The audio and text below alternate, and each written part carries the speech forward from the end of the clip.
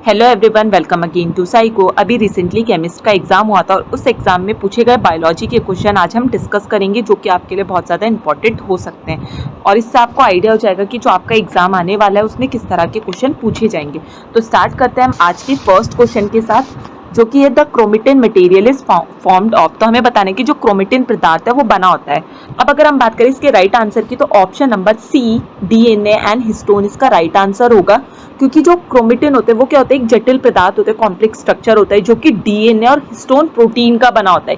यानी कि हिस्टोन भी क्या एक तरह का प्रोटीन है और यही हिस्टोन क्या करता है, डीएनए के जो लॉन्ग मॉलिक्यूलर स्ट्रक्चर है उसकी पैकेजिंग में हेल्प करता है, साथ में उसकी जो स्ट्रक्चर है उसको कॉम्पैक्ट या फिर व्यवस्थित बनाए रखता है। अगर देखो इस क्वेश्चन में हिस्टोन ना दिया होता, खाली क्या दिया होता डीएनए एंड प्रोटीन, तो ऑप्शन बी इसका राइट आंसर हो जाता। लेकिन यहाँ पे हिस्टोन भी दिया गया है, तो ऑप्शन नंबर सी इसका एक्यूरेट आंसर होगा, डीएनए एंड हिस्टोन प्रोटीन। तो ऑप्शन नंबर सी इसका राइट आंसर होगा। मूव करते हैं नेक्स्ट क्वेश्चन की तरफ। क्वेश्चन नंबर 37 है, विच ग्लैंड सिक्रीट ग्लूकागन हार्मोन। तो हमें बताना है कि जो ग्लूकागॉन हार्मोन है वो कौन सी ग्रंथि या फिर कौन सी ग्लैंड सिक्रीट करते हैं। वैसे जब हमने इंसुलिन का फंक्शन और इंसुलिन वाले क्वेश्चन पढ़े तो उसमें ये क्वेश्चन ऑलरेडी डिस्कस किया हुआ है। तो अगर आप थोड़ा सा आइडिया लगाओगे या फिर अपनी जो नोट्स है या फिर जो आपने प्रीवियस क्लास किया उनको रिकॉल करोगे तो आपको इसका राइट आंसर पता चल जाएगा। तो यानी कि इसका राइट आंसर क्या है, ऑप्शन नंबर सी पेनक्रिया। यानी कि पेनक्रिया में जो अल्फा सेल्स होते हैं, क्योंकि बीटा सेल से इंसुलिन सिक्रीट होगा, लेकिन जो अल्फा सेल होती है वो क्या करते हैं, ग्लूकागॉन को सिक्रीट करने का या फिर स्रावित करने का काम करते हैं। यानी कि जो पेनक्रिया की alpha cell of islets of Langerhans है वो क्या करते हैं, ग्लूकागॉन को रिलीज या फिर सिक्रीट करने का काम करते हैं। ग्लूकागॉन क्या करता है, ब्लड ग्लूकोज लेवल को इंक्रीज कर देता है by the converting of glucagon to the glucose. यानी कि ये क्या कर रहा है, ये ग्लूकागॉन क्या कर रहा है, ग्लाइकोजन को किसमें कन्वर्ट कर रहा है, ग्लूकोज में, और ब्लड शुगर के लेवल को बढ़ाने का काम कर रहा है। तो ये क्वेश्चन वैसे हम पहले भी पढ़ चुके हैं। मूव करते हैं नेक्स्ट क्वेश्चन की तरफ। नेक्स्ट क्वेश्चन है, match the list first with list second. जो सूची 1 है सूची सेकंड से हमें सम्मिलित करनी है और इसके जो ये जो सूची 1 है इसके करेक्ट आंसर का करेक्ट मैच हमें बनाना है। और ये वाला जो क्वेश्चन है इसमें हम कुछ हार्मोन ऑलरेडी पढ़ चुके हैं, तो यानी कि ये वाला क्वेश्चन भी आप इजीली कर सकते हैं क्योंकि प्रीवियस क्लास में हो चुका है। तो अगर हम बात करें ग्लूकागॉन, तो हम ऑलरेडी अभी ऊपर वाले क्वेश्चन में भी डिस्कस कर लिया कि जो आइलेट ऑफ लैंगरहैंस है वो क्या करते हैं, ग्लूकागॉन हार्मोन को सिक्रीट करने का काम करते हैं। अब नेक्स्ट हम बात करें कैटेकोलामाइन, तो कैटेकोलामाइन क्या होता है, एडीआर एडेनिन, और हमको पता है कि जो एडेनिन है वो कहाँ से सिक्रीट होता है, एड्रीनल मेडुला से, यानी कि बी का फोर्थ मैच होगा। फिर वहां अगर हम बात करें वेसोप्रेसिन की, तो वेसोप्रेसिन क्या होता है, एंटी डाययूरेटिक हार्मोन, और हमने पढ़ा था कि जो एंटी डाययूरेटिक हार्मोन है वो कौन सिक्रीट करता है, पोस्टीरियर पिट्यूटरी। लेकिन पोस्टीरियर पिट्यूटरी का एक पार्ट होता है न्यूरो हाइपोफाइसिस, ठीक है, वही क्या करता है, वेसोप्रेसिन को सिक्रीट करने का काम करेगा, यानी कि सी का क्या है 1। और लास्ट अगर प्रोजेस्टेरॉन की बात करें, तो जब हमने कॉर्पस लुटियम या फिर मेंस्ट्रुअल साइकिल पढ़ा था तो वहां पे मेंस्ट्रुअल साइकिल का एक क्वेश्चन हमने डिस्कस किया था। तो उसमें पढ़ा था जो कॉर्पस लुटियम होता है वहीं से क्या होता है, जब उनका रप्चर होता है तो प्रोजेस्टेरॉन का लेवल इंक्रीज होता है, ठीक है। यानी कि जो कॉर्पस लुटियम है वो प्रोजेस्टेरॉन के लिए रिस्पॉन्सिबल होगा और जो कॉर्पस लुटियम होता है वो ओवरी में प्रेजेंट होगा, यानी कि डी का क्या हो जाएगा 2। तो अगर हम इसके राइट आंसर की बात करें तो ऑप्शन नंबर ए इसका राइट आंसर हो जाएगा। नेक्स्ट क्वेश्चन है, given below are 2 statement, one is the assertion and other one is the reason, answer by using code give below. तो हमें बताना है कि इसमें एक तो अभिकथन दिया गया है ए और दूसरा कारण दिया गया है और हमें इसके सही उत्तर को बताना है। तो जिसमें अभिकथन या असर्शन बोला गया है वो क्या बोला गया, ligament is a connective tissue, की जो लिगामेंट है वो क्या एक संयोजी या फिर कनेक्टिव टिश्यू है। और दूसरा जो रीजन है वो क्या बोला गया है, जो लिगामेंट है कंटेन वेरी लिटिल मैट्रिक्स। तो अगर हम दोनों स्टेटमेंट की बात करें, यानी कि लिगामेंट क्या एक कनेक्टिव टिश्यू है, ये सही चीज है, और अगर हम रीजन की बात करें कि ligament contain very little matrix, तो ये भी सही है। और लिगामेंट क्या होते हैं, कनेक्टिव टिश्यू होते हैं और जो क्या करते हैं, बोन से बोन को कनेक्ट करने का काम करेंगे, यानी कि बोन से बोन के कनेक्शन में हेल्प करेंगे। अब ये लिगामेंट क्या होता है, इनमें क्या होता है, बहुत कम इंट्रासेल्युलर मैट्रिक्स प्रेजेंट होता है। अब देखो मैट्रिक्स तो है लेकिन कौन से, इंट्रासेल्युलरी मैट्रिक्स, लेकिन अदर कनेक्टिव टिश्यू के कंपैरिजन में कम होता है। बहुत कम भी नहीं बोल सकते, हम ऐसे भी नहीं बोल सकते कि इसमें वेरी लेस है, कम है, लेकिन जो अदर कनेक्टिव टिश्यू है उसके कंपैरिजन में इसमें मैट्रिक्स जो होते हैं वो कम होते हैं। तो अगर हम इसके राइट आंसर की बात करें तो ऑप्शन नंबर सी इसका राइट आंसर होगा, क्योंकि ए और बी दोनों करेक्ट है, लेकिन आर क्या कर रहा है, कंप्लीटली एक्सप्लेन नहीं कर रहा, पॉइंट ए को बता तो रहा है वो, लेकिन कंप्लीटली एक्सप्लेन नहीं, करेक्टली एक्सप्लेन नहीं कर पा रहा है। तो ऑप्शन नंबर सी इसका राइट आंसर होगा। मूव करते हैं नेक्स्ट क्वेश्चन की। नेक्स्ट क्वेश्चन है, study the given leaf diagram and identify the plant and tree. इसमें एक चित्र दिया गया है और इसमें हमें जो वृक्ष है या फिर प्लांट है उसको पहचानना है। तो अगर हम इसके राइट आंसर की बात करें तो ऑप्शन नंबर सी ब्रायोफाइलम इसका राइट आंसर होगा, क्योंकि जो ये ब्रायोफाइलम होते हैं इन्हीं की पत्तियों के मार्जिन या फिर किनारियों में एडवेंशियस बर्ड देखने को मिलता है, ठीक है, जिसको हम क्या बोलते हैं, अपस्थानिक कलिकाएं। और ये अपस्थानिक कलिकाएं या फिर जो एडवेंशियस बर्ड होते हैं यही क्या करते हैं, आगे जाकर एक न्यू प्लांट को विकसित कर देते हैं, बना देते हैं, ठीक है। और ये क्या एक वेजिटेटिव या फिर वनस्पतिक जनन का एग्जाम्पल है। तो ऑप्शन नंबर सी ब्रायोफाइटा इसका राइट आंसर होगा। मूव करते हैं नेक्स्ट क्वेश्चन। नेक्स्ट क्वेश्चन है which of the following plant have naked seed. तो हमें बताना है कि निम्न में से किस पादप में नग्न बीज देखने को मिलते हैं। तो अगर हम इसके राइट आंसर की बात करें तो ऑप्शन नंबर बी देवदार इसका राइट आंसर होगा। अब जो देवदार होते हैं उनकी जो शीर होते हैं वो नेक्ड होते हैं, यानी कि फल के अंदर नहीं मिलते और अंदर नहीं मिलेंगे। और जो देवदार होते हैं वो इसका एग्जाम्पल है। जो देवदार होता है वो जिम्नोस्पर्म है, और जिम्नोस्पर्म इसलिए इसमें क्या होता है, जो शीर होते हैं वो नग्न या फिर नेक्ड देखने को मिलते हैं। वहीं अगर हम बात करें फ्यूनेरिया की तो फ्यूनेरिया क्या एक ब्रायोफाइटा है। और वहीं अगर हम बात करें पियोर या फिर इमली और मटर की तो ये क्या है, एंजियोस्पर्म है, और इसमें जो शीड होता है वो एनक्लोज होता है, ना कि नेक देखने को मिलता है। तो ऑप्शन नंबर बी देवदार इसका राइट आंसर होगा। मूव करते हैं नेक्स्ट क्वेश्चन की तरफ। नेक्स्ट क्वेश्चन है which of the following option represent current sequence of stages of evolution of modern human. तो हमें बताना है कि निम्नलिखित विकल्पों में से कौन सा विकल्प आधुनिक मानव के विकास के चरण का सही क्रम है। तो अगर हम इसके राइट आंसर की बात करें तो ऑप्शन नंबर डी इसका राइट आंसर होगा, यानी कि सबसे पहले क्या हुआ, होमो हैबिलिस आए, उसके बाद होमो इरेक्टस आए, उसके बाद क्रोमेगन, और लास्ट में होमो सैपियंस आए। तो इसका जो राइट आंसर है वो क्या होगा, option number D. Next question है, इसमें भी दो स्टेटमेंट दिए गए जिसमें से एक अभिकथन है और दूसरा उसका रीजन है। तो इसमें जो अभिकथन है वो क्या बोला गया, ग्लूकोज के अपघटन में मुक्त ऊर्जा पूर्णतः ऊष्मा के रूप में नहीं होती, परंतु इसका बड़ा भाग रासायनिक ऊर्जा एटीपी में परिवर्तित हो जाता है। और इसका कारण क्या है कि जो ग्लूकोज का विघटन में मुक्त ऊर्जा मुख्य रूप से एटीपी के रूप में ही होती है। तो हमें बताना है कि इसका राइट आंसर क्या है। तो अगर हम इसके राइट आंसर की बात करें तो ऑप्शन नंबर सी इसका राइट आंसर होगा, यानी कि जो अभिकथन असर्शन है वो तो ट्रू है, लेकिन जो रीजन है, जो कारण है वो असत्य है, क्योंकि जब ग्लूकोज का विघटन होता है तो जो मुख्य ऊर्जा होता है वो एटीपी के साथ साथ हीट के रूप में भी इस प्रोसेस से बाहर निकलती है। तो ऑप्शन नंबर सी इसका राइट आंसर होगा। मूव करते हैं नेक्स्ट क्वेश्चन। नेक्स्ट क्वेश्चन है match the list with list second and select the correct answer by using the code given below. तो यहाँ पे लिस्ट 1 दी गई है और सूची सेकंड दी गई है और बताना है कौन किसका करेक्ट मैच है। तो सबसे पहले अगर हम ए की बात करें, लिस्ट ए में ए की प्लांट बॉडी नॉट डिफरेंशिएटेड, तो इसका जो करेक्ट मैच होगा वो होगा थर्ड, यानी कि थैलोफाइटा। नेक्स्ट अगर हम बी की बात करें, वेस्कुलर प्लांट विदाउट शीड, कि जो बिना बीज के वेस्कुलर पादप होते हैं, तो उसका जो करेक्ट मैच होगा वो होगा ऑप्शन नंबर ए, यानी कि टेरिडोफाइटा।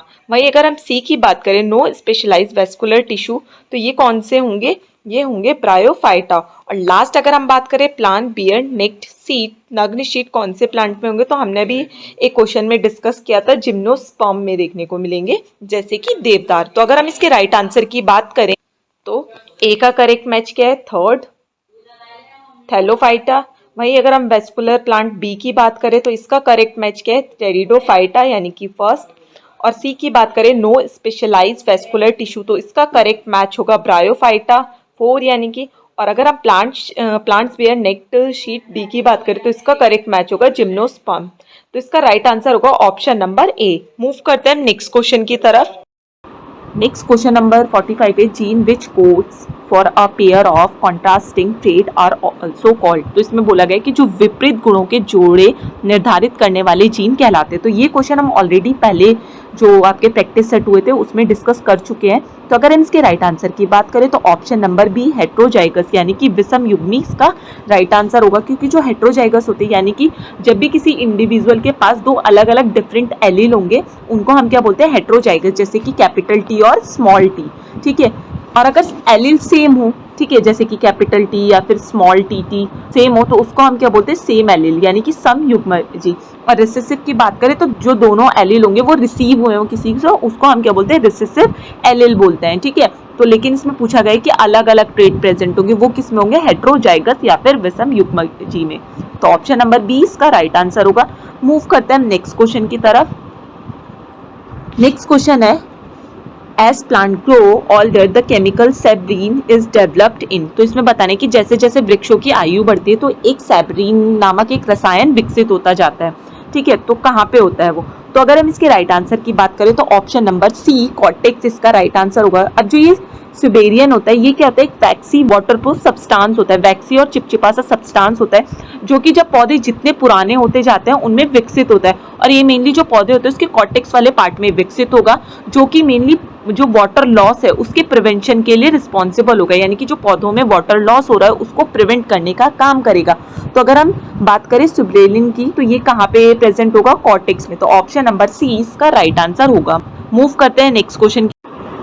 नेक्स्ट क्वेश्चन है स्टडी द फॉलोइंग डायग्राम। तो हमें इसमें कुछ डायग्राम दिए गए और बताना है किस टाइप का जॉइंट है।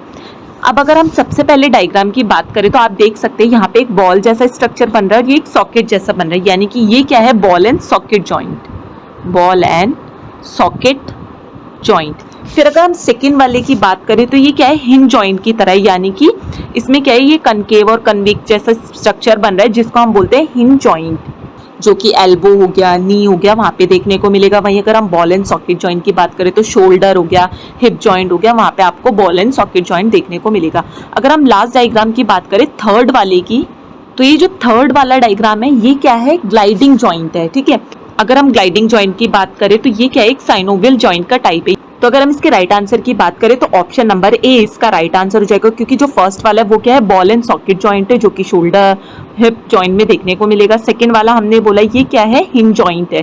ठीक है, यानी कि इसमें कनकेव और कन्वेक्स जैसे स्ट्रक्चर बन रहा है जिसको हमने क्या बोला? हिंज जॉइंट बोला। और हिंज जॉइंट का एग्जांपल क्या है? जैसे कि एल्बो हो गया, नी जॉइंट हो गया। और लास्ट वाला क्या है?